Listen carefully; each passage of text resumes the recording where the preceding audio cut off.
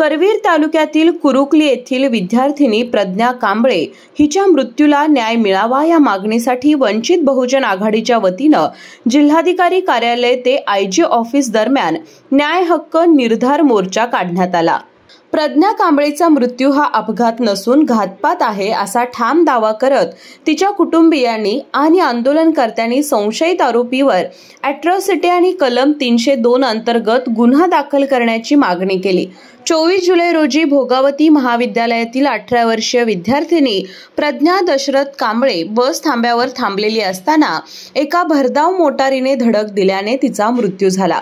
या घटनेचा तपास करवीर पोलिसांकडून झाला असला तरी कुटुंबियांनी तो अपुरा आणि पक्षपाती असल्याचा आरोप केला आहे। त्यांच्या म्हणण्यानुसार हा अपघात नसून पूर्वनियोजित घातपात आहे। त्यामुळे संबंधित आरोपींवर अॅट्रॉसिटी आणि 302 कलमा अंतर्गत गुन्हा दाखल करावा अशी मागणी करण्यात आली। जिल्हाधिकारी कार्यालयातून सुरू झालेला मोर्चा जोरदार घोषणाबाजी करत जिल्हा परिषदेच्या दिशेने निघाला होता। मात्र पोलिसांनी हा मोर्चा मध्येच अडवला। त्यामुळे संतप्त कार्यकर्त्यांनी रस्त्यावरच ठिय्या आंदोलन सुरू केलं। यानंतर वंचित बहुजन आघाडीचे पदाधिकारी आणि प्रज्ञा कांबळे यांचे नातेवाईक यांचं शिष्टमंडळ विशेष पोलीस महानिरीक्षक सुनील फुलारी यांना निवेदन देण्यासाठी पोहोचलं। आमच्या मुलीला न्याय मिळाला नाही तर आम्ही जिल्हाधिकारी कार्यालयासमोर आत्मदहन करू असा इशारा मयत प्रज्ञा कांबळेच्या कुटुंबियांनी दिला। या गुन्हेगारांच्या वरती सदोष मनुष्यवधाचा गुन्हा दाखल झालाच पाहिजे, 302 कलम लागलंच पाहिजे आणि अॅट्रॉसिटीचा कलम त्यांना लावलंच पाहिजे। आणि ह्यो जो मोर्चा आम्ही निवेदन दिलेलं होतं अगोदर सगळ्यांना निवेदन देऊन सुद्धा हा मोर्चा देखील थांबवण्याचा प्रयत्न आमच्यावर दबाव कालपासून जोरदार दबाव झालेला आहे। मोर्चा काढू नये म्हणून आमच्यावरती मोठ्या प्रमाणात दबाव केला।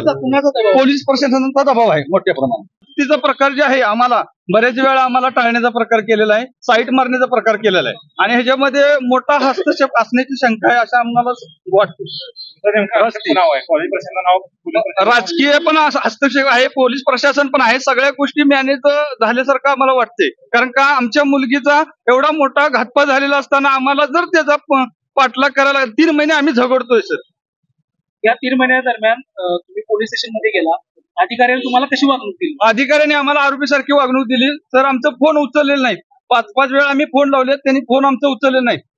आमचं स्टेटमेंट घेण्यासाठी आम्ही स्वतःहून फोन करत असताना देखील आमचं त्यांनी फोन उचललेलं नाही आणि गुन्हा दाखल करायला टाळाटाळ करतात। आणि ज्यावेळी तपास केलाय, स्थानिक तपास केलाय, तो तपास सर त्या ठिकाणी टायरचं वन नाहीत असा तपास केलेला आहे, एकदम सॉफ्ट तपास केलेला आहे, स्क्रॅचेस काय आढळलेले नाहीत असा त्यांचा तपास आहे। याबाबत संबंधित पोलीस अधिकारी नाथा गळवे आणि पीआय किशोर शिंदे यांची चौकशी करून निलंबन करावे, सीसीटीव्ही फुटेज, मोबाईल रेकॉर्डिंग आणि पंचनामा पुन्हा तपासावा, पोस्टमार्टम रिपोर्टचा स्वतंत्र वैद्यकीय समितीकडून पुनर्तपास करावा, अल्पवयीन आरोपीचा दर्जा रद्द करून वैद्यकीय तपासणी करावी, पीडित कुटुंबास धमक्या देणाऱ्यांवर गुन्हा दाखल करावा अशा प्रमुख मागण्या करण्यात आल्या।